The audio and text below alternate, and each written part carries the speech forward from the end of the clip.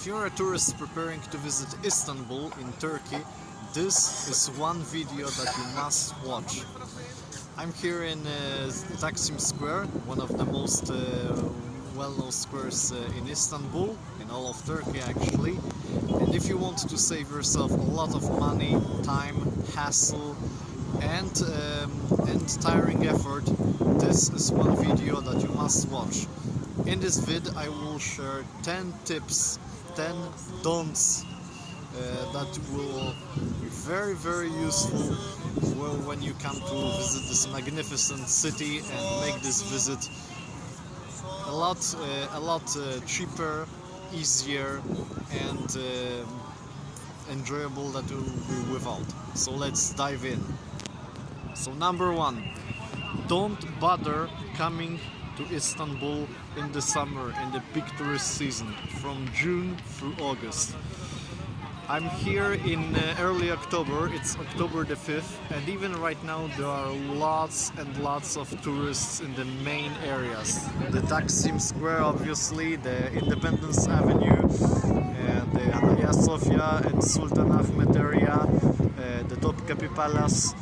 But imagine how much crowded, how much more crowded and how much worse it is in the summer, in the big tourist season. Accommodation costs are through the roof. There are crowds of tourists that make moving around and getting on public transport next to impossible, and the waiting lines to the main tourist attractions are huge, unbearable in the heat of the summer. So that's already the most important tip that you need to learn from this video. Don't bother coming here in June, July or August.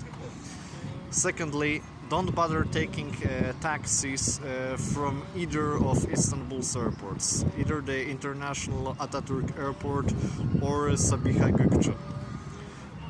Both of them are well served by shuttles that operate regularly every 30 minutes. They take about 1 hour or 1 hour and a half, depending on traffic conditions, to reach downtown Istanbul.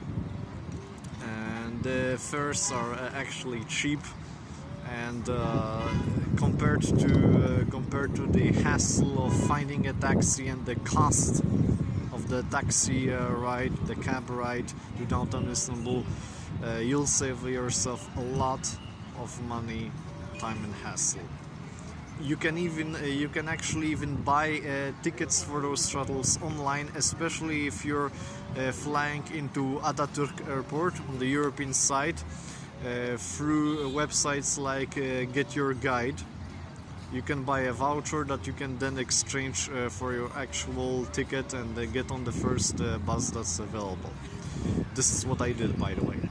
And with that leads me to my next tip, which is don't bother taking taxis in Istanbul at all, unless the destination where you are going is very far away from downtown, it's not well served by public transport, and or you're simply too tired and it's very late in the evening.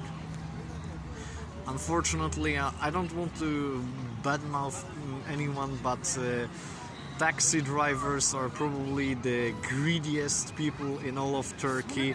They charge you exorbitant fares for even the shortest rides. When I arrived in Istanbul, it was late in the evening. I wanted to get to my Airbnb host's place as soon as possible, and so I took a cab, and it cost me 200 liras. 200 liras for a short ride that should have cost no more than about 60-70 lira. My advice, spare yourself time and money. Time, yes, because unfortunately downtown Istanbul is pretty traffic jammed. There are traffic jams everywhere, and taxis, like all kinds of road vehicles, get stuck in them. So taking a cab, hauling a cab will not save you any time. It will only add unnecessary costs. Public transport in Istanbul is not as cheap as it used to be, but it's still cheap for a Western tourist and much more cheaper than a taxi ride. Okay, and if you do have to take a taxi, do it from the B Taxi application. It is spelled BITAKSI. There are two versions in English and Turkish. It will calculate the minimum fare for any departure point and destination. If you haul a taxi through this app, you'll actually be sure that you're not paying more than what you should actually be paying. The driver cannot charge you more than what's stated in the app. You can actually prepay your ride with a credit or debit card. Okay, that leads me to number 4. Don't visit just the blockbuster sites in Istanbul. Obviously, the best known ones are the Topkapi and Dolmabahce palaces, the Hagia Sophia Mosque, the Sultan Ahmed Mosque, and here the Taksim Square itself and the Independence Avenue that begins here. And if you want to go to the first four sites, or to the Palace Cisterns, also in downtown Istanbul near Hagia Sophia, be ready to stand in long waiting lines just to buy tickets, and then a second line to pass through security, unless you plan ahead and buy skip the line ticket, which I strongly recommend. You can do that online through websites such as Get Your Guide, and that way you'll save a lot of time and possibly also money. In addition, the Get Your Guide guides and the Istanbul Welcome Card guides will lead you through side entrances that are not well known to the general public, which means skipping the line and saving time. But beyond the blockbuster sites, there are lots of museums that receive very little attention from the public, such as the Military Museum in the Harbiye district. It's not that far from here, from Taksim Square. The Atatürk Museum, which is a little further up north. The Naval Museum, close to the Dolmabahce Palace. The Süleymaniye Mosque in the northeastern corner of the Fatih Square. The panorama of the conquest of Istanbul in the northwest of the city, and the city walls that are adjacent to the panorama, because this is where the city walls were breached and Istanbul or Constantinople's fate was sealed in 1453, and many others that will be mentioned in the description below. Okay, so don't just visit the blockbuster sites. And that leads me to my next point, which is don't just stay on the European side. Granted, on the Asian side there are not that many things worth visiting, but there are still a few, such as the summer palace of the Ottoman Sultans, the Beylerbeylik Palace, and forgive me for spelling this incorrectly. And there are a few nice mosques, like the Mihrima Sultan Mosque in Üsküdar, commissioned by Suleiman the Magnificent's daughter, Mihrima. And there are also very good and affordable restaurants on the Asian side, not to mention shopping malls where prices are much lower than here on the European side. Which leads me to my next point, which is don't bother eating or shopping for anything, almost anything, here on the European side at least not in the main tourist areas. The prices in stores and in restaurants in those areas are jacked up because of the fact that they are tourist magnets. So to save yourself a lot of money, you can do two things. Either go to the Asian side, as I recommended earlier, or go to the little alleys and side streets further and further away from the blockbuster sites, and there you will find plenty of affordable budget restaurants offering the same food, the same dishes, traditional Turkish dishes anywhere that you can find anywhere else, but for a lot less money. That leads me to my next point, which is don't come to Istanbul without skip the queue tickets for the main sites, because as I said, even now in early October, it's October the 5th today, even now in October there are very long waiting lines for those, and you're just going to spend an hour or so or 2 hours just waiting in line for the ticket office, and then even more time waiting to pass through security. And there are security checks with scanners at every attraction and every museum, large and small. Okay, so be prepared for that. Save yourself a lot of time. Buy skip the line tickets for the Topkapi and Dolmabahce palaces, and for the palace cisterns, and also for the Hagia Sophia, which is not paid in itself because it's no longer a museum.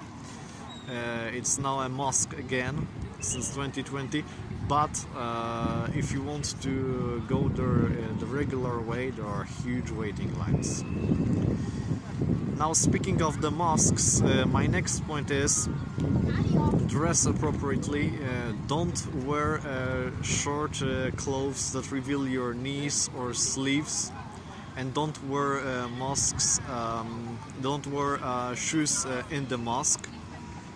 And ladies, cover your heads with a scarf as well. This is a Muslim country after all. So don't worry about having your shoes stolen. I've visited plenty of mosques here in Istanbul. I took my shoes off and left them in front of the entrance, as everyone else does before entering. And each time I returned from visiting, my shoes were still there in the very place where I left them. So don't worry about your shoes getting stolen. Next point. Don't talk to strangers at all. Don't even make eye contact with them. They may very well be scammers, you know, trying to invite you for a drink to a bar and having you charge for the drinks, or pretending to do a shoe shine for you and then charging you exorbitant prices. There have already been a few videos about that. The link to those videos by other people is in the description below. But the generally the best way to avoid being scammed is not to talk to strangers at all, not to respond to any requests or solicitations from strangers. Just walk away from them as fast as you can. Okay? My next point is, don't assume that the Turks are all devout, strict Muslims who enforce Sharia laws strictly, and that you'll have to comply as well. This is not Iran, this is not Saudi Arabia, thank God. Although when you go to some districts like Fatih most notoriously, most people there do observe Sharia, but if you stay out of those places, don't worry, you'll be treated like a tourist. You won't have to comply with Sharia at all, and don't assume that all Turks are strict Sharia followers. Most of them are actually nice people who respect a secular way of life, a secular views, and a secular republic, such as the one instituted here by Ataturk here in 1923. By the way, the next year will be the 100th anniversary of the founding of the secular Turkish Republic by Mustafa Kemal Atatürk. And finally, the 10th tip is you don't want to walk in front of cars or in front of traffic at red light, and don't forget to check incoming traffic even when it's the green light for pedestrians, because traffic in Istanbul is very, very hectic and chaotic. You know, everyone is in a permanent rush. Drivers and scooter riders are always trying to rush to save time. They generally don't respect traffic rules, and if you're not careful, you could get hit by a car, or at least risk some nasty confrontation with a driver getting angry at you. So do have a heads up for that. And finally, a bonus tip. I mentioned that it's worth going to the Asian side for at least one day or a half day. And when you do that, take one of the regular ferries, because the fare for a ferry connecting the European and the Asian sides, a one-way fare, costs as much as a fare on a bus or a tram or on the metro. Currently, the standard fare is 7.67, 7 liras and 67 kurush. And that's the same for the ferries. By contrast, don't bother taking the Marmaray underground train connecting the European and Asian sides, because the fare is double that, over 15 liras, so it's not worth it. The ferries are actually very fast. They take you from one shore to the other shore of the Bosphorus in about 15 minutes or so. So it's really fast and cheap. So that's it. Thanks for watching. I hope you find this useful, and if you have anything to add, please feel free to do so in the comments. That will be most welcome. If you enjoyed this video, give me a thumbs up, and don't forget to subscribe in my channel, because I will be releasing more videos like this in the future. Thanks for watching, and see you soon. Bye.